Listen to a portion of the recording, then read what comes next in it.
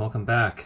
The power of information. So this is interesting. I took the time the other day, I just sat down and I wrote like how much money I was making per year in different situations. So I started in 2010. I was age 30. We just moved back to Alaska and I had a 1-year-old. I basically spent my 20s living life pretty good, having a good time. Making money was least of my concerns, but my career from age 20 to, I'll say 23 to 30 was running a chainsaw in British Columbia. And I went through the whole trajectory of beginner chainsaw person, brush cutting, and then I got into line cutting, then I got into like production falling in Alberta in the winter. It was god awful. It was making I think it was like $300-400 a day after taxes, which comes out to like $40 an hour for extreme labor. So I kind of maxed out at $40. Boom. Come back to Alaska, 2010. And this chart we're looking at here, basically over here, 2010, I was 18, $18 an hour, 19, 20, 24, 29, 30, 35, 35, 40, 40, 60, 60, 75. So jumps up. There's a good hockey stick thing going on here, and I was trying to investigate why. So I'm looking into what was going on. Basically, from here to here, I was running trail building stuff at Alyeska, doing $20 an hour. And then that was seasonal, so I kept seasonally having to jump and find new jobs, which generally became construction, like house construction for the most part on the side. And it wasn't until 2014, I think it was, or 15, somewhere in here, I jumped on, I was done with bike trail building, so I was maxed out at $20 an hour. And as fun as it was a lot of work for not a lot of money. So I got into construction, which was a lot of work for not a lot of money at the time. And kind of was like, I had done some construction, but I was like kind of starting fresh again. As I'm age 34, 35, I was getting 29. I remember getting $29 an hour, and I was like, felt rich. I'm like, oh my God, this is so much money. It's great. Then each year I progressively, then I was 30, 35, 40. Through this period, I was getting $40 an hour. I had graduated from residential construction to a bunch of commercial stuff, and then I had a job where I got pushed into the position of superintendent for like a $3 million job. And I got hired to be a carpenter, but then all of a sudden, as things went, all of a sudden I was superintendent. It's like, oh my God. So I had to learn on the fly a whole bunch of stuff.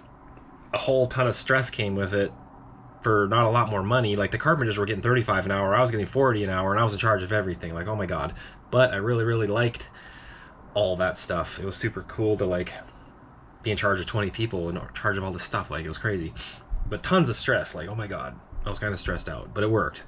Then right after that, I jumped in, basically started my own construction company just as an individual,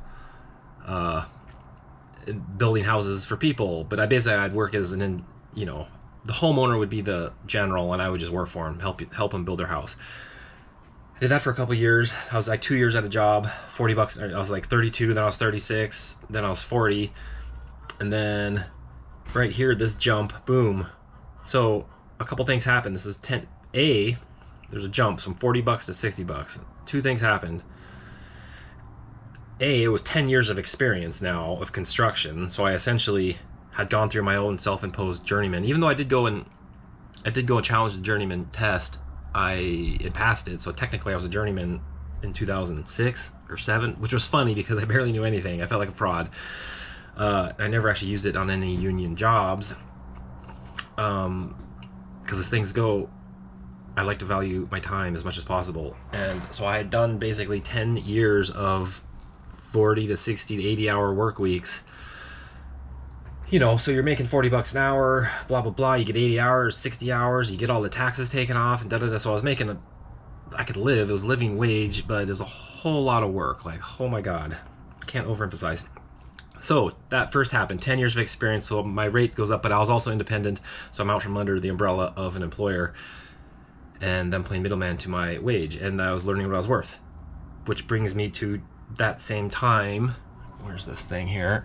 Of all things in the world, this whole video is called The Power of Information. These things right here, Bluetooth, head muffs, ear muffs, they're hearing protection for working construction. And they Bluetooth to whatever's going on your phone, which could be music, it could be, well, a lot of times it was music.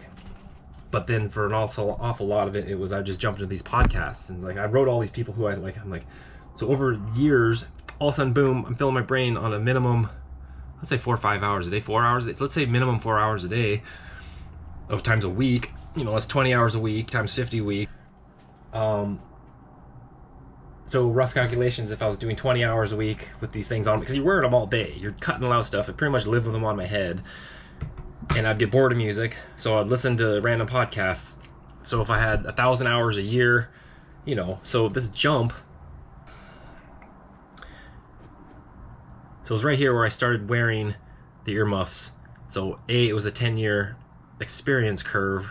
B, I jumped onto my own business program where so I'm listening to these guys. So some of the people I'd be listening to would be Lex Friedman, Alex Becker, Gary Vee, Tom Bilyeu, Joe Rogan, Huberman, Goggins, Tim Pool if I want to get depressed and fired about politics. Bigger Pockets is about real estate specifically. Jordan Peterson, and then running random stuff. And I would alternate between these people, and that's not even all of them. But on any given day, I would come home, you know, like all things, I overdo it. So then in the end, I'd have an information overload. You hear all this stuff coming through your head all day. How much are you retaining? Well, in the end, I think I'm retaining something because I keep hearing these repeated things. So my videos here, you know, they're skiing related. As I realized over the years, I had been doing what all these other billionaire people had been talking about doing, is the obsession on the process, focus on the tiny things all along the way, do it because you want to do it, you can't not do it anyway, so you might as well do it. But then actively collecting information. And so I got this hockey stick jump, you know, as I'm collecting information on all these other random world events, but also like how to run a business, how to do these things, how to bid jobs. So like here I jumped to 60, then this last year, was it a year ago? Yeah, I bumped them set to 75 an hour just on an hourly rate if I'm working for a client. That's an hour, that's kind of like a long term, if I'm like on a long term gig, I'm saying 75 an hour. But if it's a short wham bam, I'm bidding them, and I've been averaging 120 to 130 an hour off, you know, as a bid. Which is great. So here, you know, I jumped 50%. You know, these percentage jumps, I mean, it's like 100% going from 75 to almost 100% doubled. Point being, it was super cool to sit here and look at these numbers. And I should have put it in the previous 10 years, but I had like a growth curve, and then it came down again as I kind of basically started a whole new career. And a couple things, I want this hockey stick to keep going up. And this isn't even showing actual real estate assets, like the asset class. I should have that superimposed on here, an actual value. But I want to make, like I used to be a busser at a restaurant. That's an ancient memory. I used to be a ski patroller. I used to be a trail builder. I used to be a student, but I used to be a construction guy. I want to be an ancient memory. I want to be remembering swinging a hammer. And remembered, I like it actually, and I could keep doing it forever if I had to.